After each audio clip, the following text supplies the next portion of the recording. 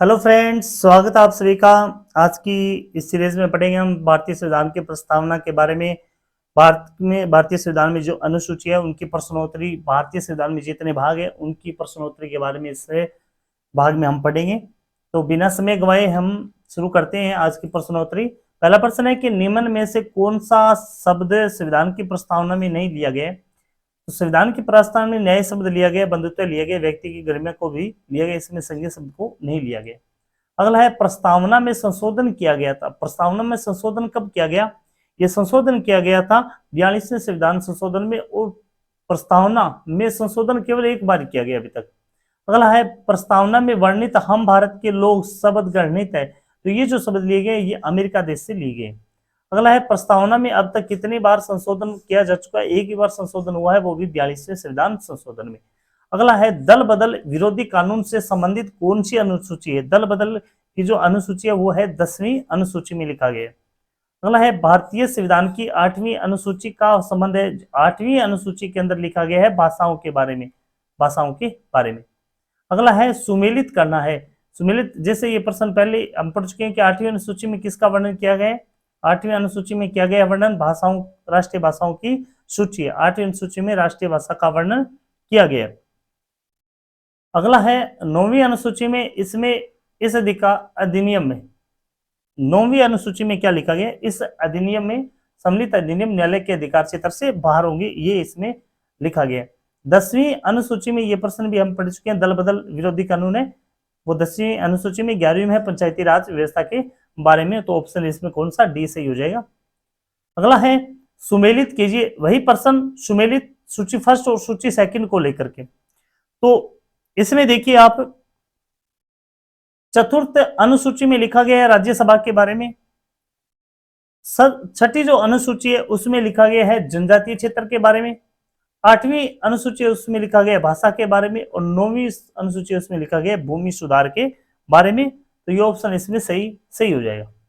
अगला है सुमेलित करना, एक तरफ सूची फर्स्ट, दूसरी तरफ सूची सेकंड के बारे में अनुसूचियों में कौन कौन से क्या विचार दिए गए हैं, तो ये आपको देखना है। तो पहला है कि असम, मेघालय, त्रिपुरा और मिजोरम के जनजातीय क्षेत्र, इन सभी का वर्णन कौन सी अनुसूची में किया गया है? तो इनका वर्णन किया गया है छठी अनुसूची में, छठी अनुसूची में किया गया है। अगला है अखिल भारतीय सेवाएं, अखिल भारतीय सेवाओं का वर्णन किस में किया गया है? ये किया गया 7वीं अनुसूची में। भारत का नियंत्रण और मेल महालेखा परीक्षक, यह वर्णन कौन से में किया गया? ये दूसरी में किया गया है। अनुसूचित क्षेत्रों और अनुसूचित जनजातियों का नियंत्रण, अनुसूचित क्षेत्रों, ये दूसरी अनुसूची में, ऑप्शन एक, इसमें एक से हो जाएगा। अनुसूचित क्षेत्रों और अनुसूचित जनजातियों का नियंत्रण ये किस में लिखा गया? ये लिखा गया है 5वीं अनुसूची में। अगला प्रश्न है सुमेलित करना। इसका फायदा हमें ये भी होता है कि एक प्रश्न में हम 4 प्रश्न कवर कर सकते हैं। तो यकीनन किसी भी भर्ती परीक्षा में ऐसे प्रश्न जरूर पूछे जाते हैं सूची फर्स्ट और सेकंड के मिलाने वाले। सुमेलित कीजिए वही प्रश्न। तो यहां पर देखिए कि राज्य व केंद्र शासित प्रदेश का उल्लेख, ये कौन सी प्रथम अनुसूची में इसका वर्णन है? राज्य एवं केंद्र शासित प्रदेश का उल्लेख है वो प्रथम अनुसूची में। महत्वपूर्ण पदाधिकारियों के वेतन और भत्ते की बात जो लिखी गई है वो दूसरी अनुसूची में। विभिन्न पदों के लिए पद और गोपनीयता की शपथ है वो कौन सी सूची में? वो तीसरी अनुसूची में। राज्यसभा में राज्यों व केंद्र शासित प्रदेशों का स्थानों का आवंटन वो कौन सी में? चतुर्थ अनुसूची में लिखा गया है। अगला है सुमेलित, इसमें भी सुमेलित करना है सूची फर्स्ट और सेकंड को, इसमें भी सुमेलित करना है। तो देखिए केंद्र व राज्यों के मध्य विधायी शक्तियों का वर्णन है वो किस में किया गया? ये 7वीं अनुसूची में। अब ये सीरीज 2 या 3 बार देखोगे तो अच्छी तरह से प्रश्न कवर हो जाएंगे आपके। भाषाओं का उल्लेख 8वीं अनुसूची में हमने पढ़ी चुके हैं। भूमि सुधार ये भी हम पढ़ चुके हैं 9वीं अनुसूची में। दल बदल ये भी हम पढ़ चुके हैं, तो कौन सी में? 10वीं अनुसूची में। अगला है ये भी सुमेलित करना है, इसमें भी आपको। तो एक तरफ सूची फर्स्ट में दिया गया, दूसरी सूची सेकंड में क्या दिया गया देखना है कि भारत का राष्ट्रपति भारत के संविधान के प्रति श्रद्धा रखता है। भारत का राष्ट्रपति भारत के संविधान के प्रति श्रद्धा रखता है। अगला है सर्वोच्च न्यायालय के जज, सर्वोच्च न्यायालय के जज संविधान और विधि की मर्यादा बनाए रखते हैं। अगला है संसद सदस्य एवं निष्ठा, ये कर्तव्यों की निष्ठापूर्वक निर्वहन करते हैं। संघ के मंत्री ये क्या करते हैं, सूचना की गोपनीयता रखते हैं। अगला है वर्तमान में भारतीय संविधान में कुल कितनी अनुसूचियां हैं? तो वर्तमान भारतीय संविधान में कुल 12 अनुसूचियां हैं। अगला है संविधान सभा की प्रारूप समिति द्वारा प्रस्तुत प्रारूप संविधान में कितनी अनुसूचियां थी? प्रारूप संविधान में कितनी अनुसूचियां थी? तो प्रारूप में केवल 8 अनुसूचियां थी, फिर बढ़ाकर के 4 और बढ़ा देगी, 12 अनुसूचियां वर्तमान में हो गई है।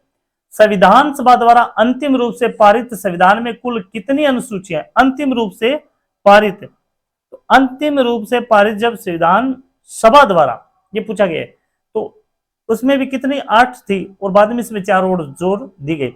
मूल संविधान में कितनी अनुसूचियां? प्रश्न वही रिपीट होकर के आ रहा है, तो मूल संविधान में भी कितनी थी? 8 अनुसूचियां थी। 73वें संविधान संशोधन अधिनियम द्वारा भारतीय संविधान में कौन सी अनुसूची जोड़ी गई थी? तो 73वें संविधान संशोधन में जोड़ी गई थी 11वीं अनुसूची। 74वें संविधान संशोधन अधिनियम द्वारा भारतीय संविधान में कौन सी अनुसूची जोड़ी गई थी? 74 में जोड़ी गई थी 12वीं, यानी 73 में 11वीं तो 74 में 12वीं। किस संविधान संशोधन अधिनियम द्वारा भारतीय संविधान में 9वीं अनुसूची जोड़ी गई थी? किस संविधान संशोधन अधिनियम द्वारा? ये पहला जो संविधान संशोधन अधिनियम होता है उसमें 9वीं सूची जोड़ी गई थी। भारतीय संघ में शामिल राज्यों और संघ शासित क्षेत्रों का उल्लेख भारतीय संविधान की किस अनुसूची में मिलता है? तो ये सब अभिलेख है, ये प्रथम अनुसूची में मिलते हैं। दल बदल के आधार पर निर्वाचित सदस्यों की अयोग्यता संबंधी विवरण संविधान की किस अनुसूची में दिया गया है? तो दल बदल वाला ये हम प्रश्न पहले भी कर चुके हैं, तो ये 10वीं अनुसूची में इसका वर्णन किया गया है।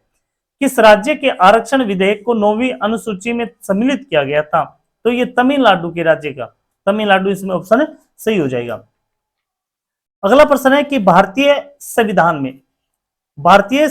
में कुल कितने भाग है? भारतीय संविधान में यानी जो भारत का संविधान लिखा गया था तो उसमें कुल कितने भाग इसमें रखे गए थे? तो इसमें कुल भाग रखे गए थे 22 भाग। संविधान के किस भाग में संविधान संशोधन की प्रक्रिया का उल्लेख है? तो संविधान के भाग 20 में संविधान संशोधन की प्रक्रिया लिखी गई है। संविधान के किस भाग में ग्राम पंचायतों की स्थापना की बात कही गई है? तो ग्राम पंचायत की स्थापना ये लिखा गया है भाग 4 में। संविधान के किस भाग में अस्थायी संक्रमणकालीन और विशेष उपबंधों के प्रावधान है? तो ये जो प्रावधान दिए वो भाग 21 में दिए गए। भारतीय संविधान के किस भाग में नगर पालिकाओं से संबंधित प्रावधान है? नगर पालिकाओं की जब बात आती है तो ये प्रावधान लिखे गए भाग क में, भाग 9 क में। भारत के संविधान का भाग 4 किसके बारे में बताता है? तो 4 भाग है, ये बताता है राज्य के नीति निर्देशक तत्वों के बारे में। संविधान के किस भाग में नीति निर्देशक तत्वों का उल्लेख किया गया? ये प्रश्न पलट के वापिस आए तो चौथे भाग में इसका वर्णन किया गया। नीति निर्देशक तत्व वो आयरलैंड से लिए गए। भारतीय संविधान के किस भाग में पंचायती राज से संबंधित प्रावधान है? ये भी प्रश्न रिपीट होकर आ रहा है, तो भाग 9 में इसका वर्णन है, भाग 9 क में नगर पालिका का।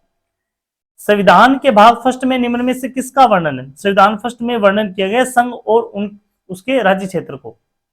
संविधान के किस भाग में मूल अधिकारों का उल्लेख मिलता है? महत्वपूर्ण प्रश्न है। मूल अधिकारों का वर्णन है वो भाग 3 में मिलता है। संघीय कार्यपालिका की व्याख्या संविधान के किस भाग में की गई है? संघीय कार्यपालिका की व्याख्या भाग 5 में की गई है। संविधान के किस भाग में नागरिकता का उल्लेख है? संविधान के किस भाग में? तो भाग 2 में नागरिकता का उल्लेख है। मूल संविधान द्वारा मौलिक अधिकारों को 7 श्रेणियों में विभक्त किया गया, परंतु अब इसमें केवल कितने? तो केवल 6 श्रेणियां इसमें, पहले 7 थी अब 6 श्रेणियां। अगर आपको ये संविधान से संबंधित प्रश्नोत्तरी आपको अच्छे लगे तो ज्यादा से ज्यादा लाइक और शेयर करें। जय हिंद, जय भारत।